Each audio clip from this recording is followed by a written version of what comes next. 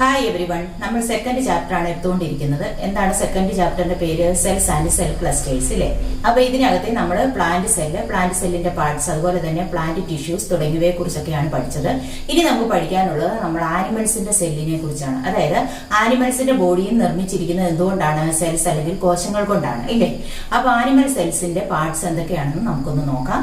Animal cell എന്ന് പറയുമ്പോൾ അതിന്റെ പാർട്സ് ഒക്കെയാണ് ഈ കൊടുത്തിരിക്കുന്നത്. അതായത് പ്ലാന്റ് സെല്ലിലൊക്കെ ഉള്ള പാർട്സ് പോലെ തന്നെ ഇവിടെയും ഉണ്ട്, ആനിമൽ സെൽസിലും ഉണ്ട്. പക്ഷെ ഒരല്പം ഡിഫറൻസ് ഉണ്ടെന്നേ ഉള്ളൂ. അതെന്തൊക്കെയാണെന്ന് നമുക്കൊന്ന് നോക്കാം. അതായത് ആനിമൽ സെൽ അല്ലെങ്കിൽ ജന്തുകോശം എന്ന് പറയുമ്പോൾ ജന്തുകോശത്തിന് ഏറ്റവും പുറമെ ഒരു മെംബ്രെയിൻ ഉണ്ട്. മെംബ്രെയിനെ വിളിക്കുന്ന പേര് സെൽ മെംബ്രെയിൻ അല്ലെങ്കിൽ കോശസ്തരം.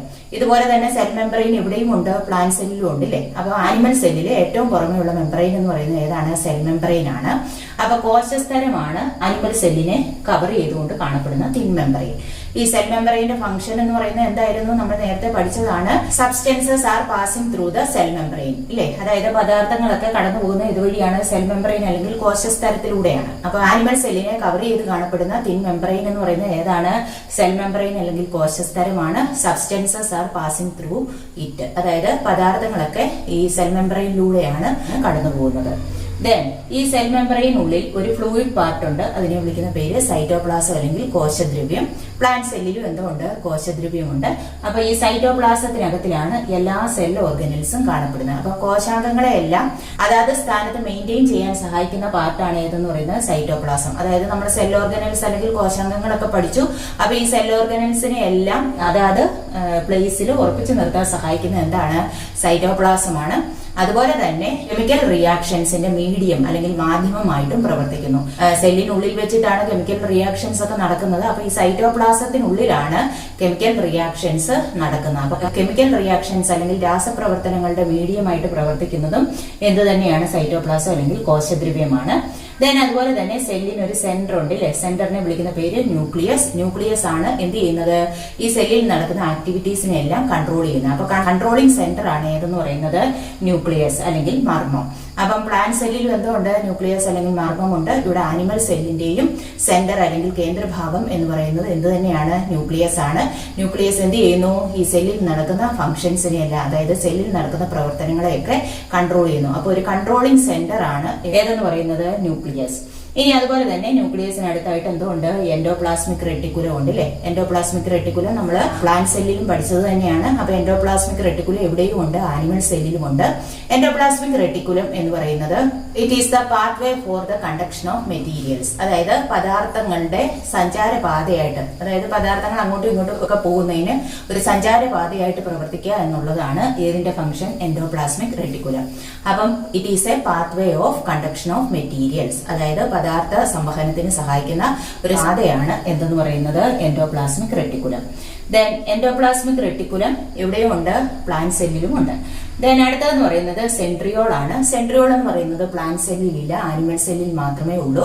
അപ്പൊ ആനിമൽ സെല്ലിൽ കാണപ്പെടുന്ന ഒരു സെൽ ഓർഗനൽ അല്ലെങ്കിൽ കോശാംഗമാണ് ഏതെന്ന് പറയുന്നത്? സെൻട്രിയോൾ. ഈ സെൻട്രിയോൾ എന്ന് പറയുന്നത് സെൽ ഡിവിഷന് ഹെൽപ്പ് ചെയ്യുന്നു. എന്താണ് സെൽ ഡിവിഷൻ എന്ന് പറഞ്ഞാൽ? കോശ വിഭജനം ഇല്ലേ. അതായത് സെൽസ് എന്ത് ചെയ്യുന്നു? ഡിവൈഡ് ചെയ്യുന്നു. അപ്പൊ ഇങ്ങനെ ഈ സെൽ ഡിവിഷൻ അല്ലെങ്കിൽ കോശ വിഭജനത്തിന് സഹായിക്കുന്ന പാർട്ടാണ് ഏതെന്ന് പറയുന്നത്? സെൻട്രിയോൾ. ഇത് ആനിമൽ സെല്ലിൽ മാത്രമേ ഉള്ളൂ. ദെൻ അടുത്തത് ഗോൾഗി അപ്പാരറ്റസ്. ഗോൾഗി അപ്പാരറ്റസ് എന്ന് പറയുന്നത് transport of proteins and lipids in the various parts of the cell and outside the cell. അതായത് കോശത്തിനുള്ളിൽ വിവിധ ഭാഗങ്ങളിലേക്കും കോശത്തിന് പുറത്തേക്കും പ്രോട്ടീന്റെയും ലിപ്പിഡുകളുടെയും സംവഹനത്തിന് അല്ലെങ്കിൽ ട്രാൻസ്പോർട്ടേഷന് സഹായിക്കുന്ന പാർട്ടാണ് ഏതെന്ന് പറയുന്നത്? Golgi apparatus. അപ്പൊ ഈ ഗോൾഗി അപ്പാരറ്റസ് എന്ന് പറയുന്നത് പ്രോട്ടീനുകളെയും ലിപ്പിഡുകളെയും സെല്ലിനുള്ളിൽ പല ഭാഗത്തേക്കും അതുപോലെ തന്നെ സെല്ലിന് പുറത്തേക്കും കണ്ടക്ട് ചെയ്യുന്നു അല്ലെങ്കിൽ ട്രാൻസ്പോർട്ട് ചെയ്യുന്നു. ദെൻ ഗോൾഗി അപ്പാരറ്റസ് എന്ന് പറയുന്നത് പ്ലാന്റ് സെല്ലിലും ഉണ്ട്, ആനിമൽ സെല്ലിലും ഉണ്ട്. അടുത്ത പാർട്ട് എന്ന് പറയുന്നത് മൈറ്റോകോൺട്രിയ. മൈറ്റോകോൺട്രിയ നമ്മൾ പഠിച്ചിട്ടുള്ളതാണ്. മൈറ്റോകോൺട്രിയ എന്ന് പറയുന്നത് power house of the cell ആണ് അല്ലെ. അതായത് എനർജി പ്രൊഡക്ഷനും അതുപോലെ തന്നെ എനർജി സ്റ്റോറേജിനും സഹായിക്കുന്ന പാർട്ടാണ് ഏതെന്ന് പറയുന്നത്? മൈറ്റോകോൺട്രിയ. അപ്പൊ ഊർജ്ജോൽപാദനത്തിനും ഊർജ്ജ സംഭരണത്തിനും സഹായിക്കുന്ന പാർട്ട് ആയതുകൊണ്ടാണ് മൈറ്റോകോൺട്രിയെ power house of the cell എന്ന് വിളിക്കുന്നത് അല്ലെ. അപ്പൊ ഈ power house of the cell എന്ന് പറയുന്നത് ഏതാണ്? മൈറ്റോകോൺട്രിയ ആണ്. മൈറ്റോകോൺട്രിയ പ്ലാന്റ് സെല്ലിലും ഉണ്ട്, ആനിമൽ സെല്ലിലും ഉണ്ട്. ദെൻ അടുത്ത പാർട്ട് എന്ന് പറയുന്നത് ലൈസോസോം. ലൈസോസോം എന്ന് പറയുന്നത് ആനിമൽ സെല്ലിൽ മാത്രം കാണപ്പെടുന്ന ഒരു പാർട്ടാണ്. ലൈസോസോം എന്ന് പറയുന്നത് ഫോറിൻ പാർട്ടിക്കിൾസിനെ ഡിസ്ട്രോയ് ചെയ്യാനായിട്ട് സഹായിക്കുന്നു. അതായത് സെല്ലിനകത്തിലേക്ക് കിടക്കുന്ന അന്യവസ്തുക്കളെ നശിപ്പിക്കാനായിട്ട് സഹായിക്കുന്ന പാർട്ടാണ് ഏതെന്ന് പറയുന്നത് ലൈസോസോം. ലൈസോസോം ആനിമൽ സെല്ലിൽ മാത്രമേ ഉള്ളൂ, പ്ലാന്റ് സെല്ലിൽ കാണപ്പെടുന്നില്ല.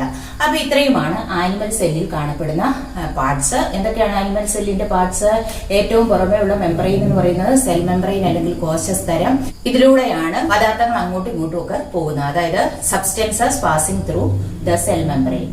അകത്തുള്ള ഫ്ലൂയിഡ് പാർട്ടിനെ വിളിക്കുന്ന പേരാണ് സൈറ്റോപ്ലാസം അല്ലെങ്കിൽ കോശദ്രവ്യം. ഇതെന്ന് പറയുന്നത് സെൽ ഓർഗനൽസിനെ എല്ലാം അതാത് പ്ലേസിൽ ഉറപ്പിച്ചു നിർത്താനും അതുപോലെ തന്നെ കെമിക്കൽ റിയാക്ഷൻസിന്റെ ഒരു മീഡിയമായിട്ട് പ്രവർത്തിക്കാനും സഹായിക്കുന്നു. ഇനി സെല്ലിന്റെ സെന്റർ എന്ന് പറയുന്നത് ന്യൂക്ലിയസ് ആണ്. എല്ലാ ആക്ടിവിറ്റീസിനെ, അതായത് സെല്ലിൽ നടക്കുന്ന പ്രവർത്തനങ്ങളെയെല്ലാം റെഗുലേറ്റ് ചെയ്യുന്നു അല്ലെങ്കിൽ നിയന്ത്രിക്കുന്നു. Endoplasmic reticulum. എൻഡോപ്ലാസ്മിക് റെട്ടിക്കുലം എന്ന് പറയുന്നത് pathway of conduction of materials, അതായത് പദാർത്ഥകാര പാതയായിട്ട് പ്രവർത്തിക്കുന്നു. Then centriole. സെൻട്രിയോൾ എന്ന് പറയുന്ന ആനിമൽ സെല്ലിൽ മാത്രം കാണപ്പെടുന്ന സെൽ ഓർഗനലാണ്. ഇത് സെൽ ഡിവിഷൻ അല്ലെങ്കിൽ കോശ വിഭജനത്തിന് സഹായിക്കുന്നു. Golgi apparatus. ഗോൾഗി അപ്പാരറ്റസ് എന്ന് പറയുന്നത് പ്രോട്ടീൻസ്, ലിപ്പിഡ്സ് തുടങ്ങിയവയെ സെല്ലിനുള്ളിലെ വിവിധ ഭാഗങ്ങളിലേക്കും അതുപോലെ തന്നെ സെല്ലിന് പുറത്തേക്കും ട്രാൻസ്പോർട്ട് ചെയ്യുന്നതിന് സഹായിക്കുന്ന പാർട്ടാണ് ഗോൾഗി അപ്പാരറ്റസ്. ദെൻ അടുത്തത് മൈറ്റോകോൺട്രിയ. എനർജി പ്രൊഡക്ഷനും എനർജി സ്റ്റോറേജിനും ഹെൽപ്പ് ചെയ്യുന്നു. അതുകൊണ്ട് ഇതിനെ power house of the cell എന്ന് അറിയപ്പെടുന്നു. അടുത്തത് ലൈസോസോം. Destroys foreign particles. അന്യവസ്തുക്കളെ നശിപ്പിക്കാനായിട്ട് സഹായിക്കുന്നു. ലൈസോസോമും ആനിമൽ സെല്ലിൽ മാത്രമേ ഉള്ളൂ. അപ്പൊ ഇനി അടുത്തതായിട്ട് നമുക്ക് പറയാനുള്ളത് പ്ലാന്റ് സെല്ലും ആനിമൽ സെല്ലും തമ്മിലുള്ള ഡിഫറൻസ് ആണ്. അതായത് ചില പാർട്സ് പ്ലാന്റ് സെല്ലിൽ മാത്രം കാണപ്പെടുന്നു, ചില പാർട്സ് ആനിമൽ സെല്ലിൽ മാത്രം കാണപ്പെടുന്നു. ഇനി ചില പാർട്സ് എന്ന് പറയുന്നത് രണ്ട് സെൽസിലും ഒരുപോലെ തന്നെ കാണപ്പെടുന്നു, അല്ലെ? അപ്പൊ ഇവിടെ എന്ന് പറയുന്നത് നമ്മൾ ഈ ആനിമൽ സെല്ല് പഠിച്ചപ്പോൾ അവിടെ സെൽവാൾ അല്ലെങ്കിൽ കോശഭിത്തി പറഞ്ഞില്ല, ഇല്ലേ? അപ്പൊ സെൽവാൾ എന്ന് പറയുന്നത് പ്ലാന്റ് സെല്ലിന് പുറമെ കാണുന്ന പ്ലാന്റ് സെല്ലിനെ പ്രൊട്ടക്ട് ചെയ്യുന്ന ഒരു കവറിംഗ് ആണ് ഏതെന്ന് പറയുന്നത് സെൽവാൾ അല്ലെങ്കിൽ കോശഭിത്തി. അപ്പൊ ഈ സെൽവാൾ എന്ന് പറയുന്നത് പ്ലാന്റ് സെല്ലിലേ ഉള്ളൂ, ആനിമൽ സെല്ലിൽ ഇല്ല. അപ്പൊ ആനിമൽ സെല്ലിൽ സെൽവാള് ആബ്സെന്റ് ആണ്, പ്ലാന്റ് സെല്ലിൽ സെൽവാള് പ്രസന്റ് ആണ്.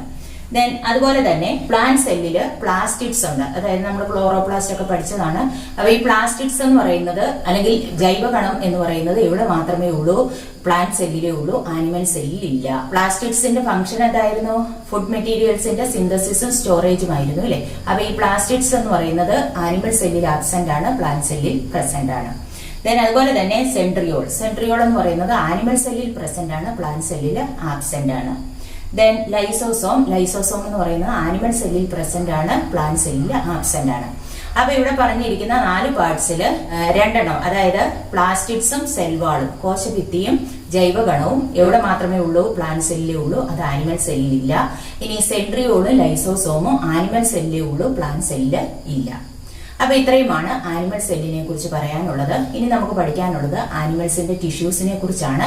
അതിനെക്കുറിച്ച് നമുക്ക് അടുത്ത ക്ലാസ്സിൽ പഠിക്കാം. ഇന്ന് പറഞ്ഞ കാര്യങ്ങൾ എല്ലാവർക്കും മനസ്സിലായി കാണുമെന്ന് പ്രതീക്ഷിക്കുന്നു. താങ്ക്